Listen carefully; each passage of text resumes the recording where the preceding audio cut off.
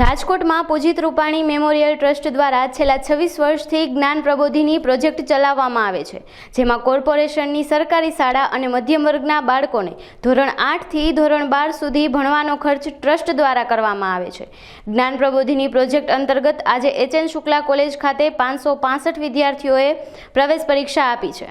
પરીક્ષાનું રિઝલ્ટ 12 મેના રોજ જાહેર થશે। આ દરમિયાન પૂર્વ મુખ્યમંત્રી વિજય રૂપાણી, અંજલિ રૂપાણી સહિતના રાજકીય અને સામાજિક આગેવાનોએ ઉપસ્થિત રહી બાળકોને મળીને પ્રોત્સાહન આપ્યું હતું। પૂજિત રૂપાણી મેમોરિયલ ટ્રસ્ટ દ્વારા જ્ઞાન પ્રબોધિની પ્રોજેક્ટ છેલ્લા લગભગ 26-27 વર્ષથી ચાલે છે।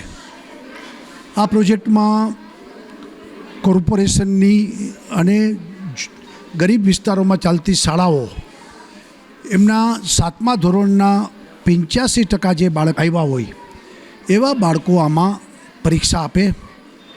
અમે ટ્રસ્ટ એની પરીક્ષા લઈએ છીએ। આ વખતે લગભગ 600 બાળકો પરીક્ષા દેવા આવ્યા છે।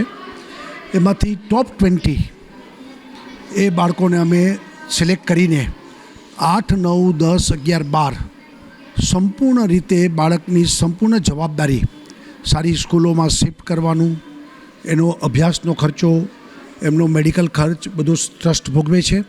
12માં સારા ટકા મેળવીને એન્જિનિયર, ડૉક્ટર છોકરાઓ થાય એ મૂળ ટ્રસ્ટનો હેતુ છે।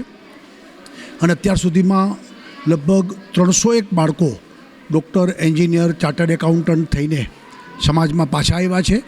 દર વર્ષે 20 બાળક ડૉક્ટર, એન્જિનિયર થઈને આવે છે, 20 બાળક નવા 7મા ધોરણ પછી અમારે ત્યાં 8મા ધોરણમાં આવે છે। આ પ્રક્રિયા નિરંતર ચાલે છે।